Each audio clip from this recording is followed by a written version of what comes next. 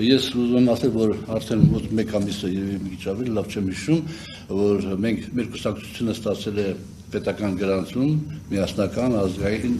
սահմանադրական կուսակցությունը, ինչի մասին պարոն Ասլանյանը ազգային ժողովում հանդես եկավ հայտարարությամբ, եւ մենք արդեն կարող ենք մասնակցել ընտրություններին, կարող ենք չմասնակցել, կախված մեր կոչված տրամադրություններից, ցանկություններից եւ հնարավորություններից, բայց մենք որոշում ունենք, որ մասնակցելու ենք առաջիկա ազգային ժողովի ընտրություններին, ձևաչափի մասին դեռ հստակ որոշում չունենք, մենք բանակցում ենք որոշ կուսակցությունների հետ եւ եթե գտնվեն համագործակցության եզրեր, ապա մենք նախընտրում ենք ընտրություններին գնալ, այսպես կոչված, այլ կուսակցությունների հետ միասնական դաշինքով, բայց ոչ դաշինքային տրամաբանությամբ, բայց ոչ դաշինքով, այլ մեկ կուսակցական ցուցակով, որպեսզի կարողանանք ավելի հեշտությամբ հաղթահարել շեմը խորհրդարանում հայտնվելու, ինչպես գիտեք, դաշինքների դեպքում 8%, հետո ավել տոկոս, իսկ կուսակցական ցուցակների դեպքում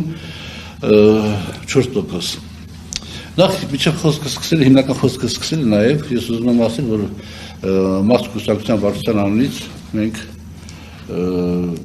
ցավակցում ենք Իրանի եղբայրական ժողովրդին կրած կորուստների համար, անվերապահ դատապարտում ենք Ամերիկայի Միացյալ Նահանգների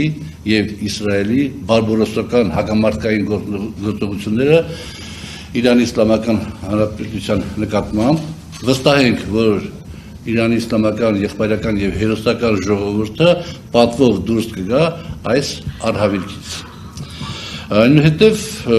ես ուզում եմ կարճ ներկայացնեմ այն իրավիճակը, որ այսօր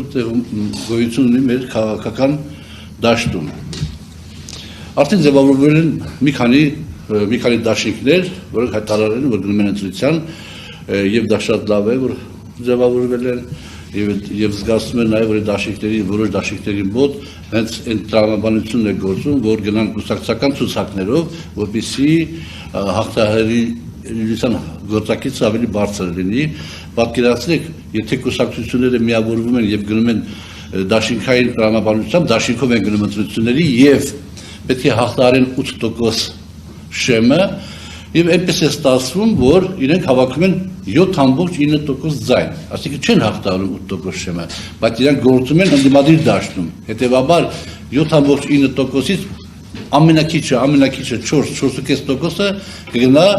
իշխող քաղաքական ուժին, որպես փոշիացված տարբերակ։ Իսկ երբ որ դու աստվածաշարի չես հաղթահարում 4%-անոց բարիերը եւ հավաքում ես, ասենք թե 3.9% ձայն, այդ դեպքում մոտավորապես 2% կարող է գնալ իշխանական, այսպես կոչված ձայների պաշարին, ինչը շատ անցանկալի է։ Հետեւաբար այդ տրամաբանությունը փառքացու բոլոր ընդդիմադիր կուսակցությունները լավ պատկերացնում են եւ այդ ձևով են առաջնորդվում։